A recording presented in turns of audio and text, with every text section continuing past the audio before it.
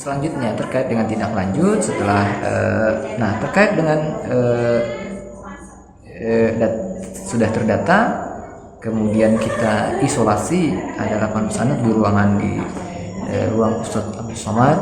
Ada 18 santri termaksud, dan kemudian juga kita memberikan asupan tambahan ya, diantaranya vitamin C, kemudian juga ada Ustazah Anissa Syahida yang kemarin berinisiatif untuk memberikan bawang putih dan juga jeruk nipis di ruang isolasi. Dan tadi pagi saya langsung melihat dari kejauhan dan langsung berdiskusi, mereka gembira. Jadi saya sampaikan, saya ulangi, ke 18 santriwati ini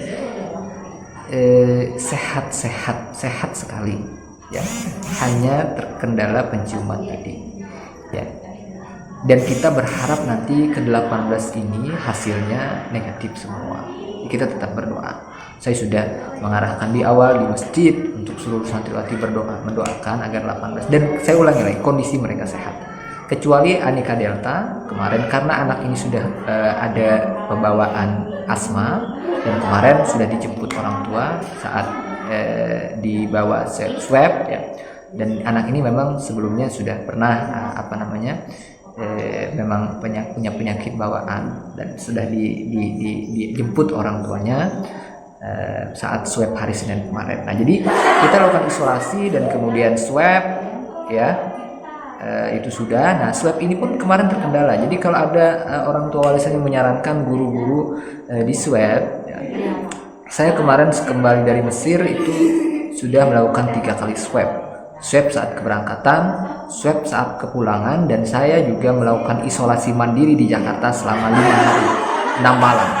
Nah, di sana saya melakukan 2 kali swab, dan alhamdulillah di 2 kali swab itu alhamdulillah saya negatif ya. Jadi, dan kemudian saya sampaikan, kami juga para guru dan para ustadz-ustadzah mengikuti aturan protokol sesuai yang diarahkan oleh lembaga terkait termasuk Puskesmas. Saat menerima santri baru putra, ada beberapa santri yang ketika mendaftar reaktif, kemudian kita isolasi, dan itu belum sempat, saya ulangi, belum sempat masuk pondok, hanya di ruang isolasi, kemudian diantar ke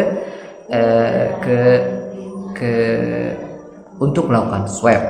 Hasilnya mereka positif. Nah, ustadz yang mengantar itu di swab juga, dan kita ikut aturan. Ada ustadz dan alhamdulillah negatif ya, kedua ustadz dan pegawai kita alhamdulillah negatif. Jadi kita ikut aturan.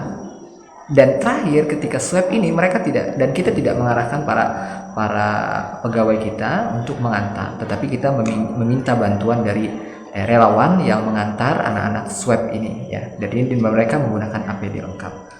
Nah, selanjutnya kita setelah melakukan swab ya, kita berkoordinasi dengan Puskesmas. Kemarin siang Senin itu sekitar pukul 2, Bapak Kepala Puskesmas dan yang Ibu Cynthia datang ke pondok untuk melakukan koordinasi. Nah, hasil koordinasi itulah yang kemudian mendasari edaran kami.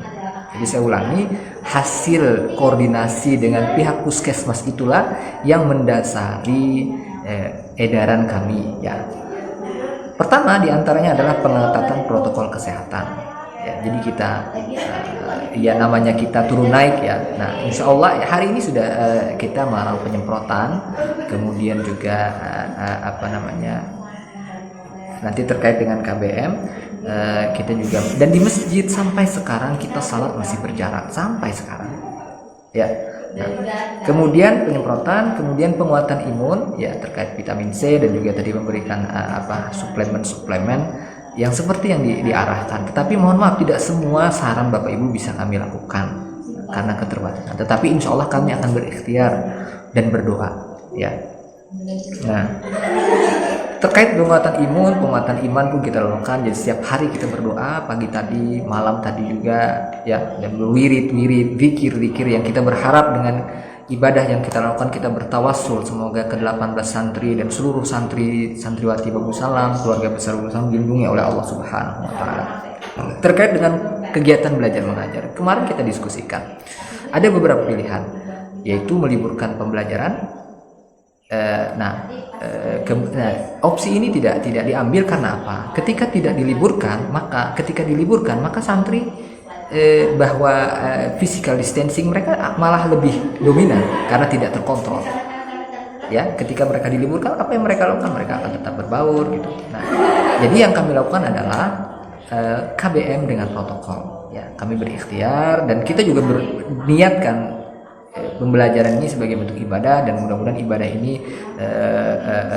membuat kita apa-apa yang diharap, dipinta oleh kita, didoa oleh kita, diijabah oleh Allah Subhanahu wa taala. Jadi pembelajaran seperti biasa dengan KBM pun guru-guru luar tetap kita adakan, kita edarkan, langsung kita beri edaran bahwasanya mereka yang sakit tidak boleh masuk, mereka yang benar-benar sehat, kemudian ada pengecekan suhu di luar, dan mereka tidak berinteraksi dengan langsung ya. Jadi mereka ada jarak begitu dengan seluruh santri dan santriwati. Jadi kita sudah sepakat dengan puskesmas kemarin tidak mencari kambing hitam siapa yang akibat penularan ini. Nah dari situlah muncul diantaranya juga terkait dengan penutupan dari hasil koordinasi, penutupan kunjungan sementara dan penitipan barang. Itu bukan karena sebab kita melihat penularan itu dari orang tua, tetapi lebih kepada ikhtiar untuk memutus mata rantai. Ikhtiar ya, kita nih ngikut puskesmas sebenarnya. Nah, tetapi nanti akan kita lanjutkan pada video selanjutnya terkait misalnya penitipan barang. Tadi baru pagi tadi saya sudah menelpon pihak puskesmas untuk mencoba meminta solusi terkait penitipan barang. Nanti Bapak Ibu bisa lanjutkan untuk menyaksikan video selanjutnya terkait bagaimana solusi terkait hal-hal yang tadi kita sampaikan, diantaranya terkait penitipan barang pada video selanjutnya.